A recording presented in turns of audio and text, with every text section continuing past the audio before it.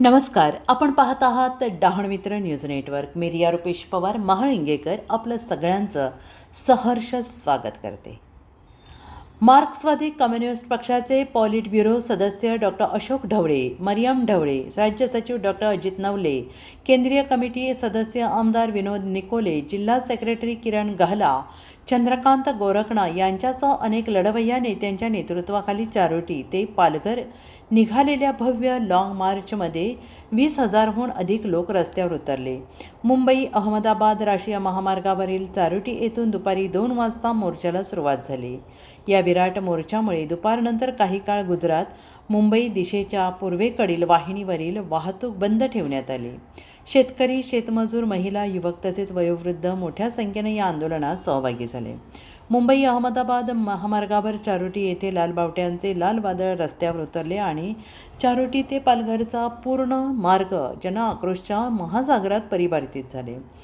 पालघर जिल्ह्यातील मार्क्सवादी कम्युनिस्ट पक्षाचा हा विक्रमी पायी मोर्चा ठरला असून मोर्चाची रांग तब्बल 2 ते 3 किलोमीटरपर्यंत पसरली होती.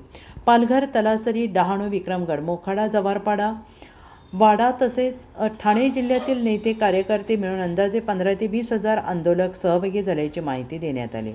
हातात लाल झेंडा, शिदोरी खांद्यावर आणि डोळ्यात परिवर्तनाचे स्वप्न घेऊन हे लाल वादळ पुढे सरकत आहे. मागण्या मान्य होईपर्यंत न थांबण्याचा निर्धार, न झुकण्याची जिद्द, न मरणारी आशा या बळावर लाल बावट्यांचे हे वादळ मंगळवारी पालघर जिल्हाधिकारी कार्यालयावर धडकणार आहे. वनजमिनी, वर्कस जमिनी, गायरान, देवस्थान, सरकार जमिनी कसणाऱ्यांच्या नावावर न करण्याची सरकारची भूमिका तसेच पाण्याचे धरणे भरलेली असतानाही ठाणे पालघर जिल्ह्यातील शेकडो गावांना पिण्याचे आणि शेतीचे पाणी न मिळण्याची विदारक परिस्थिती मोर्चेकरांनी रस्त्यावर मांडली. मनरेगा योजनेची मोडतोड, स्मार्ट मीटरच्या नावाखाली वीज लूट, वीज खाजगीकरण, नव्या श्रमसंहितांमुळे कामगारांना गुलामगिरीकडे ढकलण्याचे धोरण तसेच रेशन, शिक्षण, आरोग्य व्यवस्थेवरील हल्ले या विरोधात तीव्र संताप व्यक्त करण्यात आला.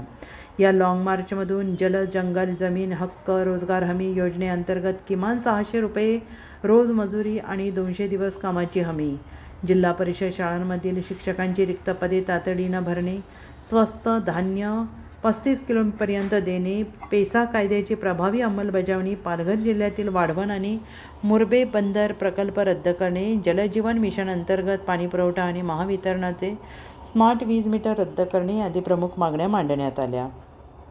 मोर्चा निघण्यापूर्वी आमदार विनोद निकोले, अशोक ढवळे, किसान सभेचे नेते अजित नवले यांनी कार्यकर्त्यांना मार्गदर्शन केले. जोपर्यंत मागण्या मान्य होत नाही तोपर्यंत हा लढा थांबणार नाही. केंद्र आणि राज्य सरकार शेतकरी, शेतमजूर आणि सामान्य जनतेविरोधात धोरणे राबवत आहेत असा इशारा यावेळेस देण्यात आला. या मोर्चादरम्यान कोणताही अनुचित प्रकार घडू नये यासाठी सुमारे 800हून अधिक पोलीस अधिकारी कर्मचारी तैनात करण्यात आले होते. आपत्कालीन परिस्थितीसाठी रुग्णवाहिका, अग्निशमन दल आणि पिण्याच्या पाण्याची व्यवस्था प्रशासनाकडून करण्यात आली. आज सायंकाळी हा मोर्चा पालघर रोडवरील मनोर परिसरात मुक्कामी थांबणार असून मंगळवारी पुन्हा पायी चालत जाऊन विविध मागण्यांसाठी थेट पालघर जिल्हाधिकारी कार्यालयावर मोर्चा धडक देणार आहे. नजर जाईल तिथवर लाल झेंडे, ठाम पावले आणि अन्यायाविरोधात पेटलेली मणी दिसत होती. हक्क आमचा, नाही कोणाचा दान या घोषणांनी परिसर दणाणून गेला.